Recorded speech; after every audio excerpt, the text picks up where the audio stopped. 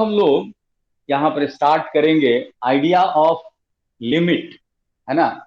Idea of limit और उसी से रिलेटेड है बेटा डिफरेंशिएशन, यानी कंसेप्ट ऑफ लिमिट।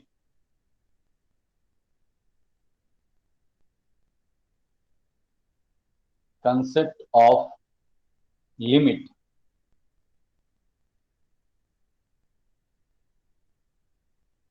ये कंसेप्ट हम लोग क्यों लेते हैं, है ना, ये समझना है कि लिमिट का जरूरत क्यों पड़ा, लिमिट हम लोग इसका कंसेप्ट कहाँ से आया। तो आप याद करो कहीं पर हम लोग फंक्शन पढ़ते थे, है ना। Consider an example. आप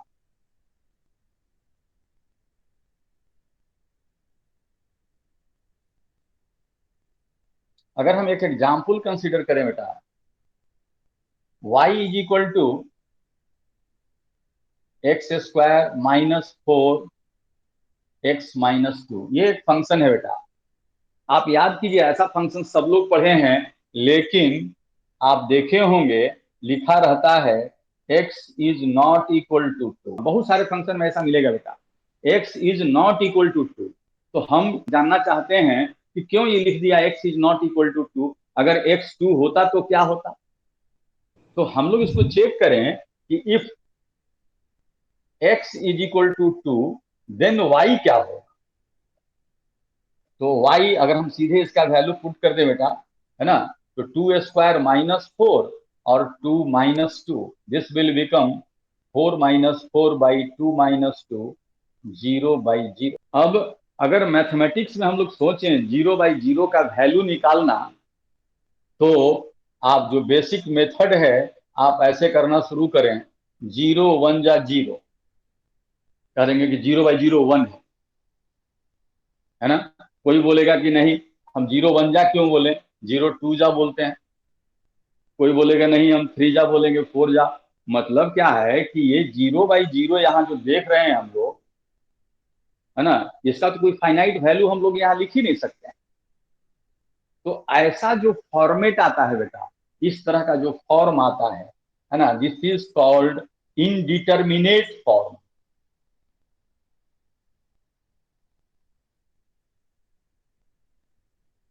इसलिए इसका वैल्यू हम लोग को पता ही नहीं है क्या लिखना चाहिए। तो जब वैल्यू पता नहीं है, तो हम ऐसा चीज अगर यहाँ x इज इक्वल टू 2 लिख दें, तो ये एक ऐसा फंक्शन होगा जिसका वैल्यू हम निकाल ही नहीं सकते हैं। तो कहते हैं कि x इज इक्वल टू 2 के लिए फंक्शन डिफाइन नहीं है, हम लोग वैल्यू ही नहीं बता सकते हैं कि क्या होगा इसमें, है ना। तो इस तरह का बहुत सारा वैल्यू है बेटा। कहीं भी इन्फिनिटी बाई इंफिनिटी आ जाए, अब तो पता ही नहीं है कितना है ये कितना। इन्फिनिटी का मतलब क्या होता है, जो नॉर्मल वैल्यू हम लोग सोच रहे हैं उससे बहुत ज्यादा। तो ये जो नॉर्मल सोच रहे हैं उससे ये बहुत ज्यादा है, ये भी बहुत ज्यादा है। तो हम लोग कभी ऐसा नहीं लिख सकते हैं बेटा, हम लोग कहीं भी नहीं लिख सकते हैं infinity is equal to infinity, ये गलत है। क्योंकि इन्फिनिटी का तो मतलब ही पता नहीं है हम लोगों को कितना बड़ा है, क्या है एक्चुअल वैल्यू। तो infinity is not equal to infinity. तो फिर ये भी फॉर्म अगर आ गया तो ये इनडिटर्मिनेट फॉर्म हो जाता है। तो ऐसा बहुत सारा जगह है बेटा कि हम लोग देखते हैं कि फंक्शन का जो वैल्यू है, ये जो डिपेंडेंट वेरिएबल का जो वैल्यू है, इंडिपेंडेंट वेरिएबल के किसी एक पर्टिकुलर वैल्यू के लिए, है ना, ये इनडिटर्मिनेट फॉर्म को एक्वायर कर लेता है। और जब ये इनडिटर्मिनेट फॉर्म को एक्वायर कर लेगा, तो फिर हम लोग क्या कहेंगे कि हम लोग उस वैल्यू के लिए x इज इक्वल टू 2 के लिए हम इसका वैल्यू निकाल ही नहीं सकते। तो हम लोग इसके लिए क्या करेंगे इसको सोचते हैं। तो आप देखें यहां पर थोड़ा सा हम एक चीज यहां करना चाहते हैं बेटा, यहां पर हम एक चीज करना चाहते हैं। हम क्या इसको ऐसे कर सकते हैं बेटा, देखिए तो x² - 4 है, तो x² - 2 का स्क्वायर और ये x+2,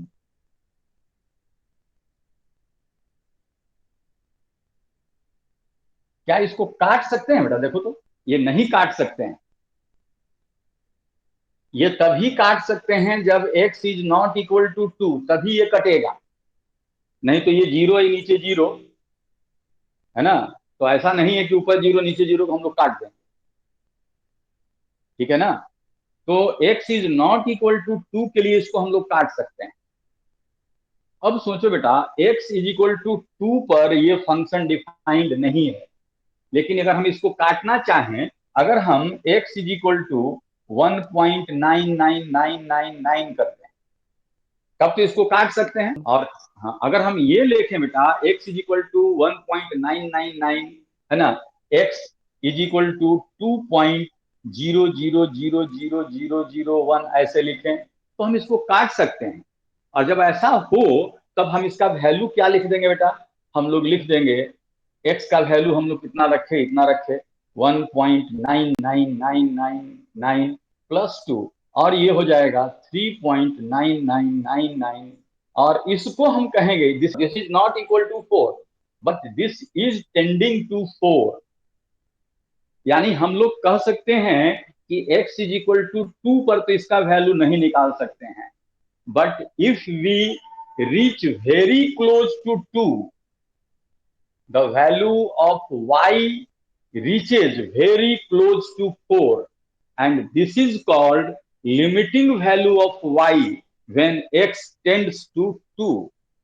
यानी लिमिट का जरूरत कब पड़ता है, लिमिट का जरूरत तब पड़ता है जब हम लोगों को ये इंडिपेंडेंट वेरिएबल के एक पर्टिकुलर वैल्यू के लिए, है ना, डिपेंडेंट वेरिएबल का वैल्यू हम लोग फाइंड नहीं कर पाते हैं, है ना। डिपेंडेंट वेरिएबल का जो वैल्यू होता है वो इंडिटरमिनेट फॉर्म एक्वायर कर लेता है, और अगर हम उसके आसपास वैल्यू जानना चाहते हैं, तब हम लोग लिमिट का कंसेप्ट यूज करते हैं। इसलिए जहां कहीं भी बेटा कहीं पर कोई फंक्शन इंडिटरमिनेट फॉर्म आने लगे, है ना, ये इंडिपेंडेंट वेरिएबल के एक पर्टिकुलर वैल्यू के लिए, और वहां पर हम लोगों को y का वैल्यू फाइंड करना है, तो एग्जैक्ट वैल्यू तो नहीं, लेकिन उसका लिमिटिंग वैल्यू हम लोग फाइंड कर सकते हैं। तो यहाँ पर जो अब हम यहाँ लिखेंगे, हम लोग क्या लिखेंगे यहाँ पर, हम लोग लिखेंगे limit of x square minus 4 by x minus 2 as x tends to 2, this is equal to 4। x is equal to 2 पर ये वैल्यू नहीं है, ये जो वैल्यू है x tending to 2, x is very close to 2, very very very close to 2, but not exactly equal to 2। तो ऐसे case में हम लोग लिमिट का कंसेप्ट हम लोग यूज करेंगे। जहां भी 0/0, इनफाइनाइट इस तरह का इनडिटर्मिनेट फॉर्म आने लगे, तो वहां पर हम एग्जैक्ट वैल्यू नहीं निकालेंगे, वहां पर हम लिमिटिंग वैल्यू निकालेंगे। तो ये हमारा कंसेप्ट है बेटा कि लिमिट का कंसेप्ट, लिमिट क्यों हम लोग लेते हैं। तो इससे हम लोग कुछ स्टैंडर्ड लिमिट है ना, साइन थीटा बाई थीटा का लिमिट, थीटा टेंडिंग टू 0, है ना, ये 1 होता है।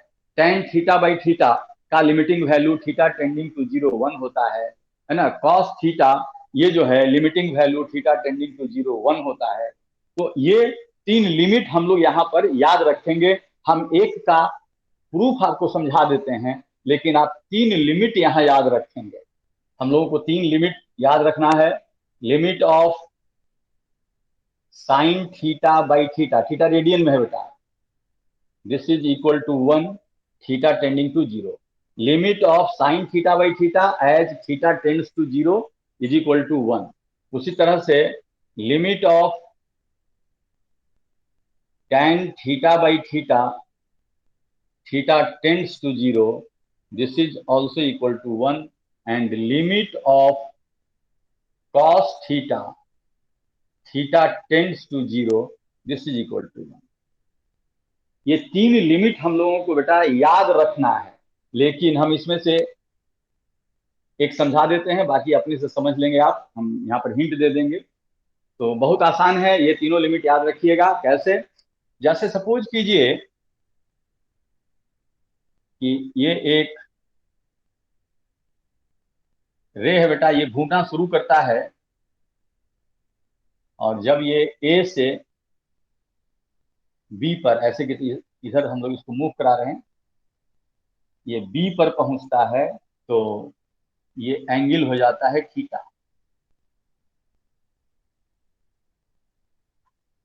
अब हम लोग यहां पर बेटा थीटा भी लिख सकते हैं,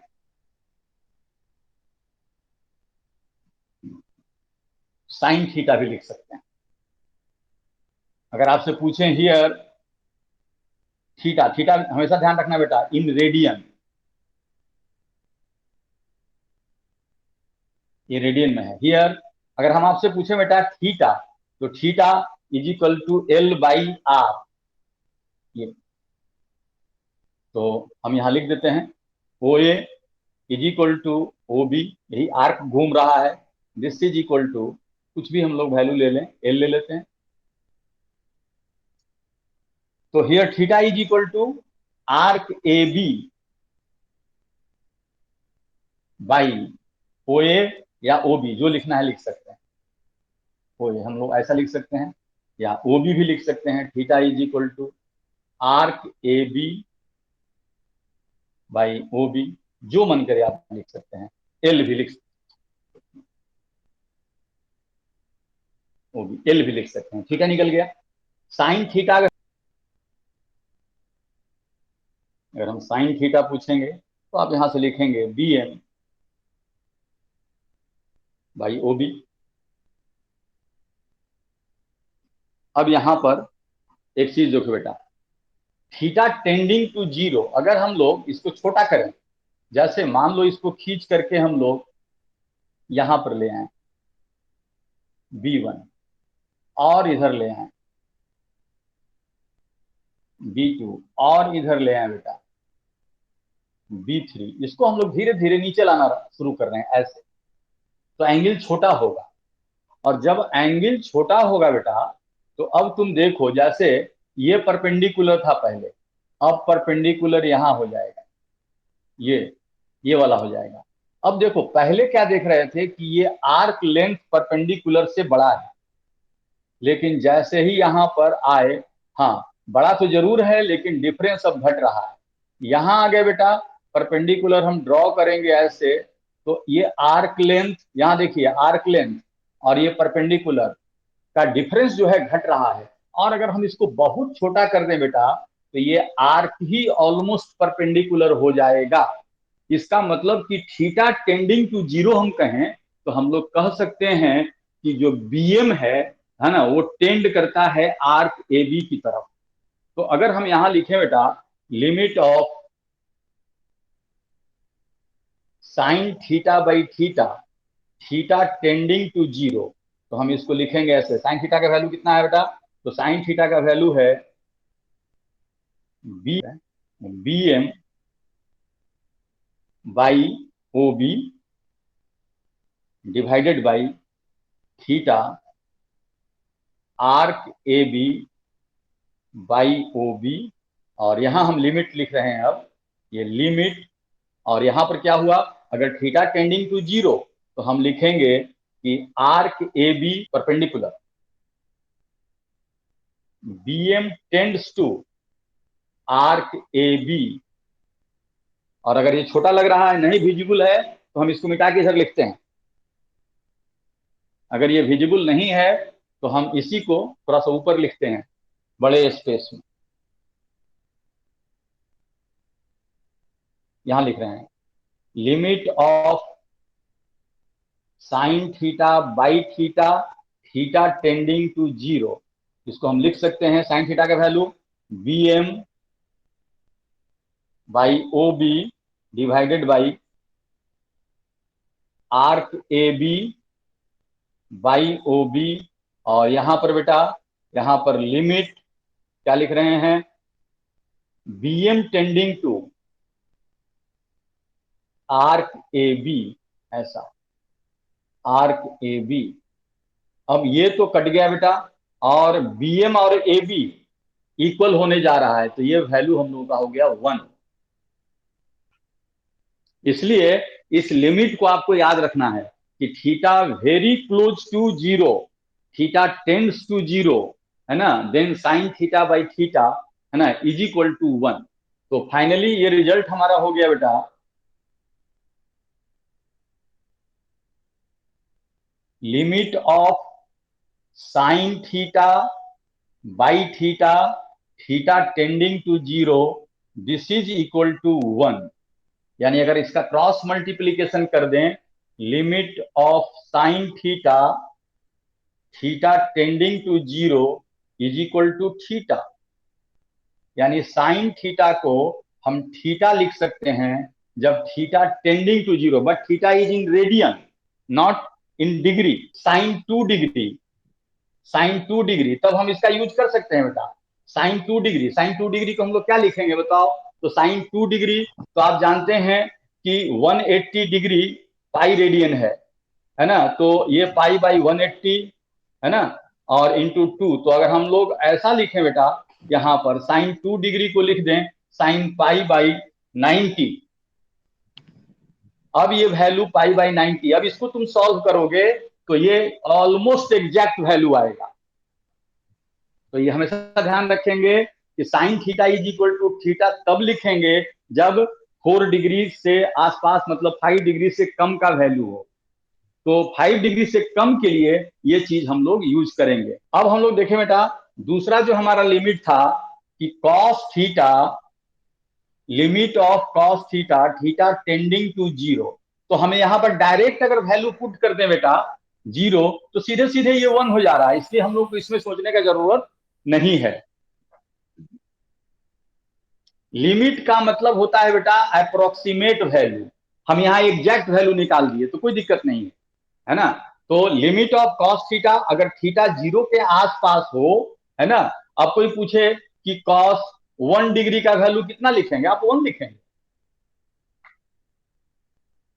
0 के आसपास है, आप आपसे पूछा जाए कि cos 2 डिग्री, ऑलमोस्ट ये 1 होगा, क्योंकि 4 डिग्री से कम के लिए हम वैल्यू को लगभग हम लोग 1 ले लेंगे। और tan थीटा बाई थीटा बेटा, ये भी याद रखना है, limit of tan theta by theta, theta tending to 0, हम इसको ऐसा लिखेंगे बेटा, limit of sine theta by theta, theta tending to 0 into limit of 1 by cos theta, theta tending to 0।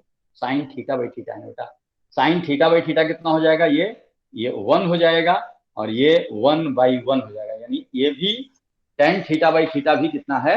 1 है, यानी tan थीटा को भी हम थीटा लिख सकते हैं। तो दूसरा रिजल्ट हम लोग को याद क्या करना था? Limit of tan theta by theta, theta tending to 0, this is equal to 1, है ना? और इसका मतलब कि again tan theta is equal to theta, कब? अगर हम लिमिट ले रहे हैं थीटा टेंडिंग टू 0। यानी अगर हम थीटा को बहुत छोटा लेते हैं बेटा, थीटा अगर हम लोग 0 के आसपास है, फॉर थीटा टेंडिंग टू 0, तो साइन थीटा को भी हम लोग थीटा लिखेंगे, एंड tan थीटा को भी हम लोग थीटा लिखेंगे। इसका मतलब कि हम साइन थीटा को tan थीटा लिख सकते हैं जहां जरूरत पड़े, साइन को tan और tan को साइन, जो हमको मन करेगा, जो हम लोगों को सुविधा लगेगा, जो कन्वीनियंट होगा, है ना, वो वैल्यू हम लोग अपने से लिख सकते हैं। Sine theta is equal to tan theta when theta tends to 0। Theta अगर बहुत छोटा हो, थीटा लेस देन 5, तो ये स्टैंडर्ड लिमिट आपको भी याद रखना है बेटा, ये स्टैंडर्ड लिमिट हम लोगों को याद रखना है। ठीक है, अब हम लोग थोड़ा सा यहां पर एक कंसेप्ट डालते हैं डिफ्रेंसिएशन का, जो कि हम लोग डिटेल करेंगे अगले क्लास में। तो लिमिट से ही वो रिलेटेड है बेटा, उसको समझना अच्छे से। हम यहां पर कंसेप्ट समझा रहे हैं।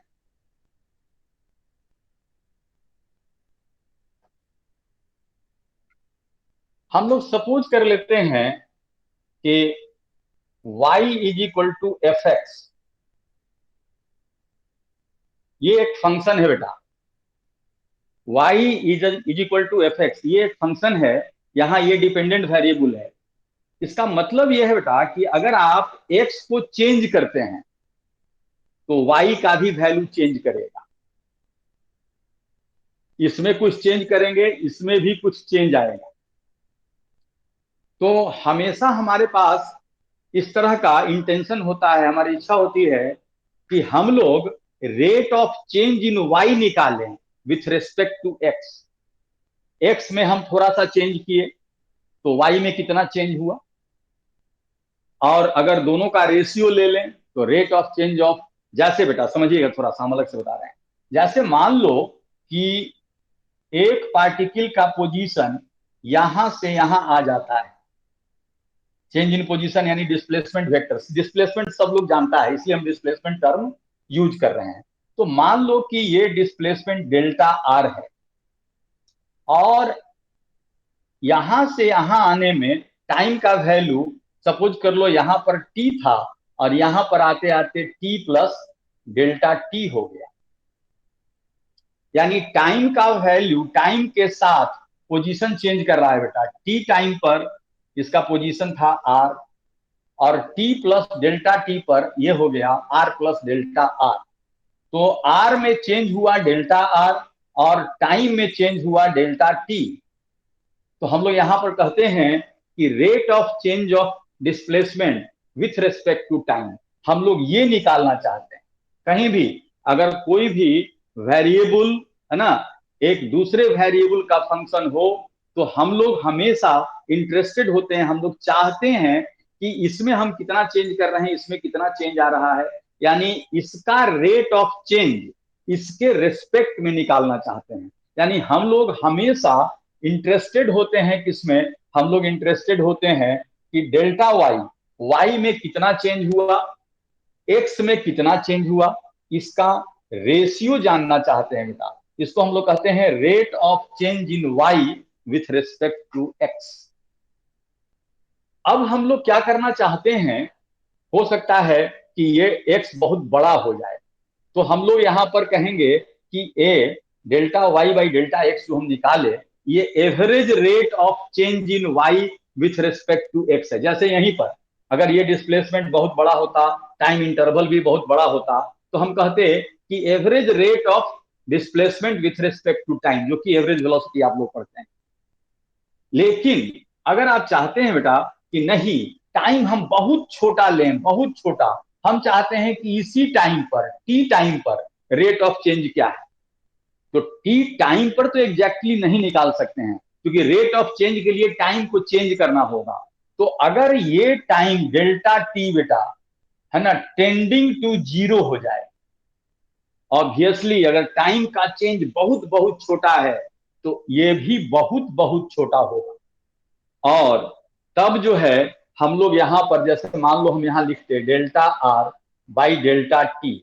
अब सीधे सीधे अगर ये हम कह दें कि ये जीरो के आसपास है तो ये भी जीरो के आसपास है, डायरेक्ट इसका वैल्यू लिखेंगे तो जीरो बाई जीरो हो जाएगा। तब हम लोग इसका लिमिट लेते हैं बेटा, लिमिट ऑफ दिस, कैसे, delta T tending to zero. उसी तरह से यहां पर हम लोग क्या करते हैं, limit of delta Y by delta X tending to zero, और इसी को हम लोग लिखते हैं बेटा D Y by D X, और इसी को कहते हैं differential coefficient of Y with respect to X, है ना। यह है rate of change in Y with respect to X when change in X tends to zero. X का चेंज जीरो मैंने बहुत कम हो, यानी एक्स के, जैसे मान लो हम सपोज कर ले रहे हैं कि एक्स के वैल्यू के लिए एक पर्टिकुलर वैल्यू, कुछ भी यहां पर एक्स हो सकता है, एक्स तो यहाँ टाइम भी हो सकता है, कुछ भी एक्स तो कोई भी यहां पर हो सकता है।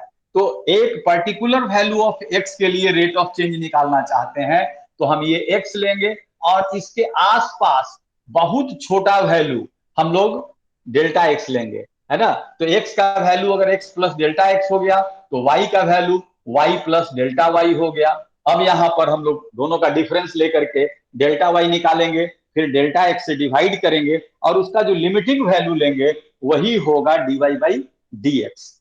और इसको हम लोग पढ़ते हैं differential coefficient of Y with respect to X. दोनों में अंतर है बेटा, delta Y by delta X and D Y by D X दोनों अलग अलग चीज है। इसका लिमिट है ये, यानी limit of this when delta X tends to zero, ये है। इसको हम लोग कहते हैं एवरेज रेट ऑफ चेंज, इसको बोलते हैं इंस्टेंटेनियस रेट ऑफ चेंज, है ना। तो हम लोग इसका चर्चा बेटा अगले क्लास में हम लोग डिफरेंशिएशन करेंगे। हम एक दो डेरिवेशन कर देंगे, लेकिन फाइनली आपको याद रखना है। तो एक दो डिफरेंशिएशन कर देंगे, हम सिखा देंगे कि एक्चुअली कैसे होता है। जैसे मान लो X to the power N, है ना, D by D X of X to the power N, तो तुम लोग सब लोग याद किए हो ऐसे। लेकिन ये कैसे होता है इसको थोड़ा हम समझा देंगे, लेकिन अल्टीमेटली फिर यहाँ पर याद रखना है। तो जो जो मेन मेन चीज है याद करने का, उसको हम यहाँ पर डालेंगे और उसका हम अप्लीकेशन सिखाएंगे, है ना। Application of D Y by D X, है ना, उसका क्या है अप्लीकेशन, फर्स्ट डिफरेंशिएशन क्या है, सेकंड डिफरेंशिएशन क्या है, इंडिपेंडेंट डिफरेंशिएशन क्या है ना। तो ये बहुत काम का चीज है बेटा फिजिक्स में। जो प्रॉब्लम सब है ना, हम कह सकते हैं कि 90% प्रॉब्लम इससे रिलेटेड होता है, डिफरेंशिएशन एंड इंटीग्रेशन। और डिफरेंशिएशन इंटीग्रेशन में अगर केवल डिफरेंशिएशन का बात करें तो 60% डिफरेंशिएशन से क्वेश्चन होता है। तो ये चीज को अच्छे से समझना है। ये मैथमेटिक्स, ये इसका मतलब जो कैलकुलस है, न्यूटन साहब इसको एस्टेब्लिश ही किए थे फिजिक्स के लिए। ये मैथमेटिक्स का कोई जरूरत नहीं है बेटा ऐसे हमारे एवरीडे लाइफ में। इस मैथमेटिक्स का केवल यूज है फिजिक्स के लिए, है ना। कॉम्प्लिकेटेड जितना भी है हमारा जो कैलकुलेशन है, जो कॉम्प्लिकेशन आता था उसको सिंप्लीफाई करने के लिए इसका यूज किया गया है। तो ये कैलकुलस, क्योंकि फिजिक्स कैलकुलस ही बेस्ड होता है, तो कैलकुलस अगर अच्छे से समझ में आ जाता है तो फिर मतलब आपका 60 से 70% फिजिक्स की तरफ से आपको ऐसे ही निश्चिंत हो गए। बाकी 30% है ना, वो फिर लॉजिक समझना है, लॉजिक समझेंगे उसका एप्लीकेशन करेंगे। तो हम लोग कल इस पर बात करेंगे डिफरेंशिएशन और इसका यूज, है ना, डिफरेंट टाइप्स का डिफरेंशिएशन कैसे हम लोग करते हैं, है ना, जहां पर कंफ्यूजन होता है ना, तो सब चीज हम लोग कल करेंगे। ओके बेटा। सर कल रखिएगा सर क्लास सर। मैंने कल नहीं बेटा, अगली क्लास में, कल नहीं रखिए, कल 12th का होता है ना, 12th भी चल रहा है ना, तो उन लोगों को करना होता है। अभी बहुत रस हो गया, कल बाद में आप लोग का हो सकता है कि जल्दी जल्दी हो जाए। कल मतलब ऑल्टरनेट डे, एक दिन आपका होता है एक दिन उसका होता है, और संडे का भी देखिए अभी डाउट वाला चल रहा था। अभी नीट का डेट अनाउंस हो गया है और जी मेंस भी चल रहा है। तो हम सोच रहे हैं कि उन लोगों का भी कुछ प्रॉब्लम जो है संडे को लंबा क्लास लेके डील कर दिया जाए, है ना। तो वही होगा अभी, संडे वाला भी अभी जाएगा, संडे का ही 2 घंटा क्लास करीब जाएगा उन लोगों के साथ, जो अभी अपियरेंस जो है, अपियरिंग बैच है उसके साथ। तो सर हम अभी लोग का थोड़ा सा घबराओ नहीं बेटा, अभी इसको आराम से पढ़ो, ठीक है। तो बहुत लोगों का किया हुआ है, लेकिन ये जो चैप्टर करोगे ना तो इसमें फिजिक्स बहुत सारा चीज क्लियर हो जाएगा आगे वाला, है ना। जो काइनेमेटिक्स का चीज है बहुत सारा चीज क्लियर होगा इसमें। रेट मेजर है, D Y by D X as rate measure है ना, ये सब चीज क्लियर हो जाएगा, है ना। वेलोसिटी का बहुत सारा चीज इसमें आएगा।